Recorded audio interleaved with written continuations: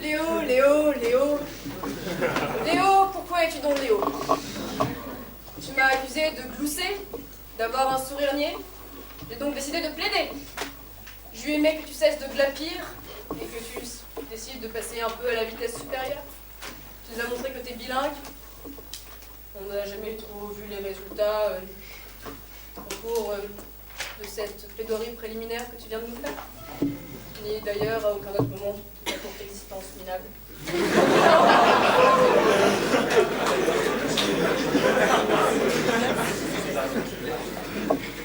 Ton propos décousu était un peu à l'image de cet homme 3 en 1 dont on vient de parler. De cette sainte trinité qui n'était finalement ni concluante, ni enthousiasmante, et encore moins excitante.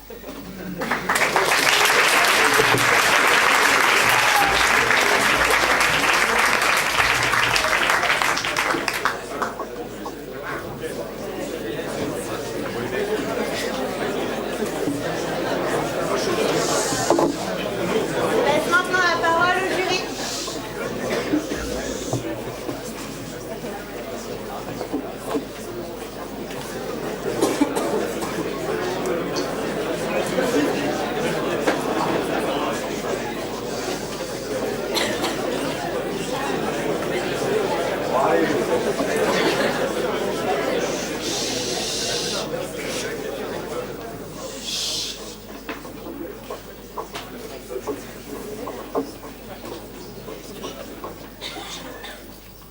C'est donc après un accident grave voyageur et 2 accidents câbles et un signal d'alarme raccordement que nous sommes arrivés à CRJ.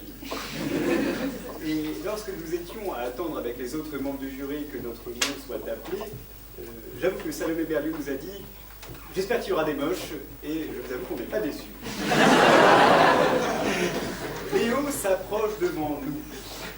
Et Léo, c'est un drame que l'on va voir dans les prochaines années. Ce sont les enfants qui ont été conçus devant Titanic.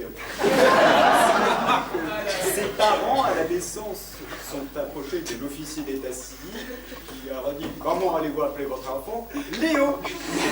Le mec, donc, oui. Et effectivement, comme Léo, c'est un naufrage.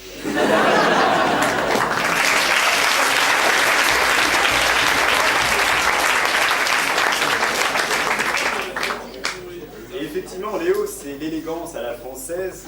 Les femmes comme bonnes, avec du rouge à lèvres, avec des talons aiguilles et maquillées comme des voitures volées, comme ta maman.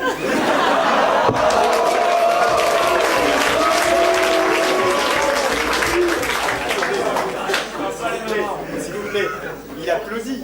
C'est que lui, c'est un compliment. C'est une reconnaissance du travail bien fait. C'est un homme qui a une construction grammaticale. La phrase sujet, verbe, ouais. Et qui conclut sa prestation, parce que je parle pas de plaidoirie quand même, par un c'est petit, mais c'est normal. C'est un peu la phrase qu'il a dû dire le plus souvent devant une fille à l'essai.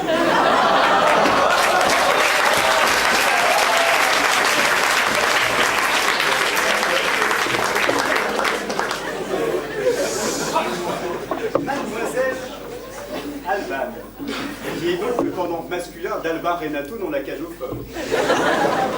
Ta plaidoirie a commencé avec un numéro qui était dit avec la délicatesse d'un Suisse qui aurait été mangé par un nazi.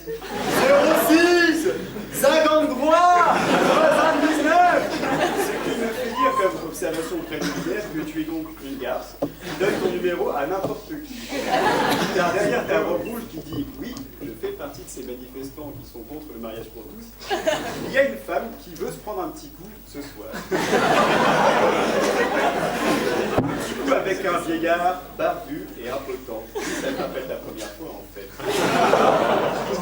Mais tu as réussi à prendre de passion le public. Parce que quand tu as dit « Pourquoi prendre 3 hommes lorsqu'un homme riche suffit ?» Il y avait cet homme qui était juste là, qui se tenait un peu comme ces hommes dans l'agora, dans l'Antiquité, en toge, et qui était en train de manger un sandwich décongelé, et qui a regardé, qui a dit avec toute sa force d'homme « C'est dégueulasse !» on arrive à ce qui ne peut que s'appeler un climax de la... C'est lorsque notre Léo est arrivé en disant « j'ai quelque chose pour toi ». Et que cette chanson est partie, donc ça veut dire qu'au final, c'était prémédité. C'est-à-dire qu'il y a eu un comité de rédaction des blagues de merde, qui s'est réuni autour d'une table, ils étaient 30 rédacteurs, et le mec s'est avancé en disant « J'ai, vas-y, on va mettre une chanson bien pourrie. » Et là, ils étaient tous comme ça en disant « Banco. » Quand on voit ce degré de préparation, parce que c'est une préparation, on ne peut que s'attendre à voir pour la suite un feu d'artifice et une apothéose si les gens n'ont pas un AVC d'ici là.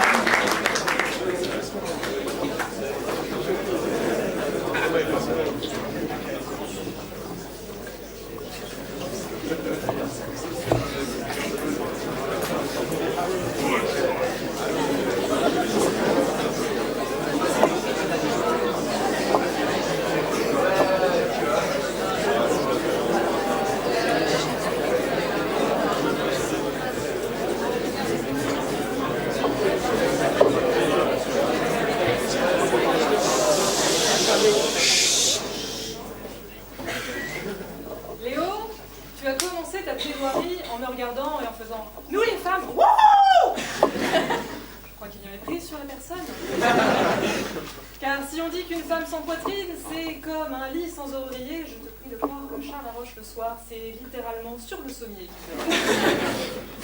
Léo, on dit très souvent qu'une bonne plaidoirie, c'est soit du talent, soit beaucoup de travail.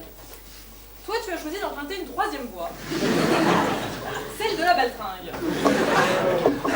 Parce que Léo, il est un petit peu à la subtilité ce que l'Erika est au droit de l'environnement. Une vraie, belle, grosse catastrophe. Bon, la plaie qui suinte sur les petites pattes des mouettes et qui s'accroche comme des bourrons, mais le truc, mais dégueulasse. Et alors, Léo, ça me fait de la peine de devoir te dire ça, mais pour t'avoir eu ici un petit peu trop près pendant quelques minutes, tu as aussi une hygiène personnelle très variable.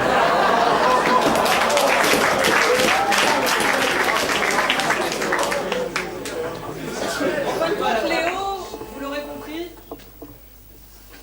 il n'est ni drôle, ni beau, ni intelligent, ni vraiment un homme non plus. Alban. Alors ce soir, après la plaidoirie pour les nuls, on a eu droit à la plaidoirie intellectualisée au plus profond de son surmoi modeste. Alban, pour se sentir intelligente, elle te parle de frénésie boulimique et de boulimie psychosomatique, mais ça ne veut rien dire. Alban, il faut quand même reconnaître que tu es une femme généreuse, puisque tu as fait don de l'humour à Léo à un moment dans ta plaidoirie, il en avait bien besoin. Et surtout, tu es une femme pragmatique, puisque vous l'aurez tous compris ce soir, je pense, elle ne cherche ni beauté, ni humour, ni intelligence ici, mais en ces temps de crise, elle veut un homme riche. Et je pense que tu n'auras pas de mal à te trouver un héritier, puisque tu as quand même trouvé le moyen de faire des compliments à ton contradicteur, ce qui n'était pas aisé, ce qui veut dire qu'en plus d'être une garce, comme le disait Charles tout à l'heure, tu es une hypocrite. Et que donc, en maison de retraite, tu n'auras aucun souci à te trouver un petit Hugh Hefner du pauvre, bas de gamme, avec son coffre-fort et ses enfants déshérités de l'autre côté. Bref, je ne te plains pas. Bref, Alban, toi en revanche, tu es une vraie femme.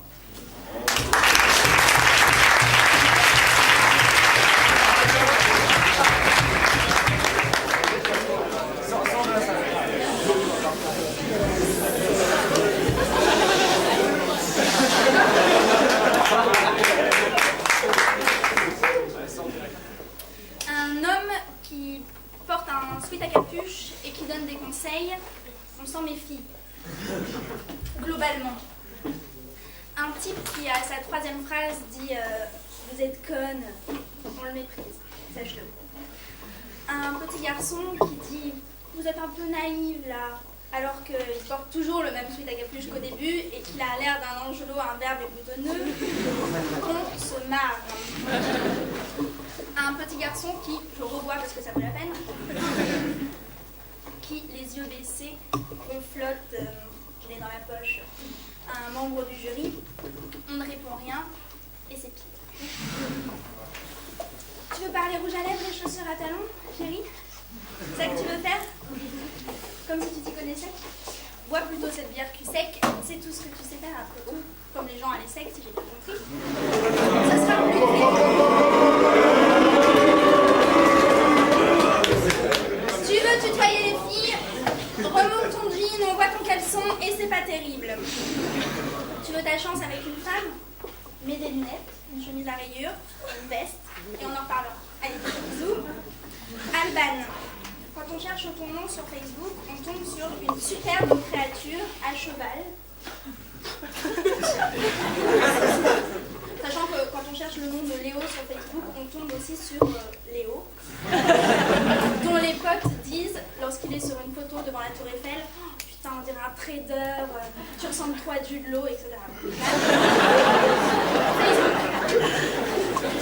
Mais donc, Alban, tu montes à cheval, tu as fait Polytechnique et tu es à l'ENS, ce qui donnait quand même de l'espoir à la base.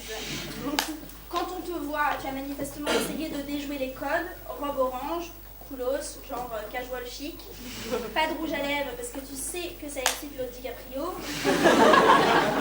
et puis une queue de cheval parce que tu sais que ça te va bien, ta maman te l'a dit, et en plus ça te donne l'occasion de parler de ta bouteille de shampoing, ce qui est hyper intéressant. Bon, pour l'instant, tu gères. Après tu parles. C'est plus compliqué, mais tu as appris la leçon. À l'essai, on y vient pour trouver un homme riche, classique. Le prince charmant n'existe pas, femme libérée, tu es l'incarnation de Simone de Beauvoir, c'est très impressionnant. Et quand l'autre beauf, dont j'ai oublié le prénom, essaie de t'embrasser, tu le repousses, alors que tu en meurs en vie. Ça se voit, et toi qui connais tes classiques, tu sais très bien que c'est comme ça que ça finit. L'homme et la femme qui se détestent, qui se toisent, qui s'insupportent, et bien finalement, après s'être déchirés, ils finissent ensemble. Alors, gagne du temps et fais-nous-en gagner, s'il te plaît, fonce. Manifestement, il n'a pas le toupet ou le talent pour le faire. Donne-lui ton 06 et qu'il nous fiche la paix.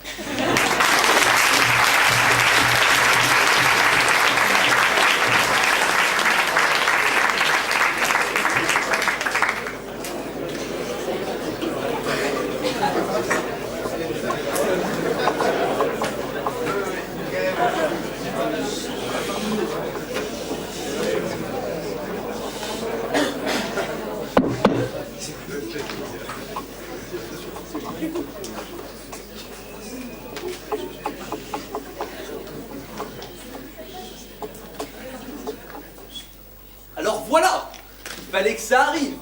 Il y a eu la guerre du feu, il y a eu la guerre des boutons, il y a eu la guerre du Vietnam, mais ce soir, on nous invente la guerre des sexes. Merci les sexes.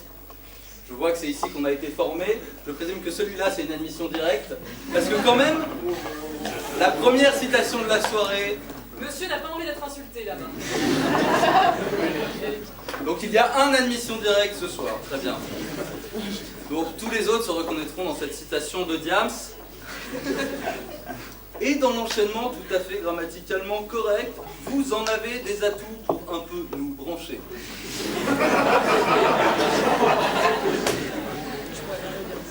C'est bien. Mais on a continué. Il y a eu le rouge à lèvres un peu pulpeux. Le rouge à lèvres, ça n'est pas pulpeux. Des lèvres, éventuellement. Mais de celle-ci, tu es bien loin, manifestement. Mais ne t'inquiète pas, derrière chaque grand homme, dit-on, il y a une femme. Mais il y a un problème. Tout d'abord, tu n'es pas grand. Deuxièmement, il n'y a pas de femme.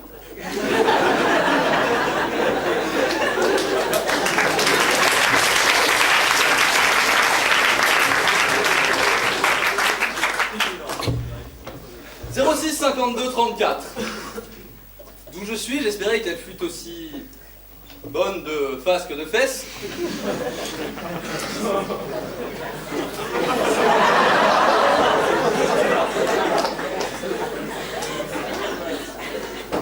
Non, mais on se plonge dans la facilité, mais elle se donne à corps perdu, elle a l'air aussi intéressante que Isabelle Châtaignier et moi un jour de Toussaint dans un cimetière. Mais sache que tu peux aller jusque-là, parce que si les femmes acceptent aisément, c'est parce qu'elles sont ignorantes. Si elles répondent facilement, c'est parce qu'elles sont légères.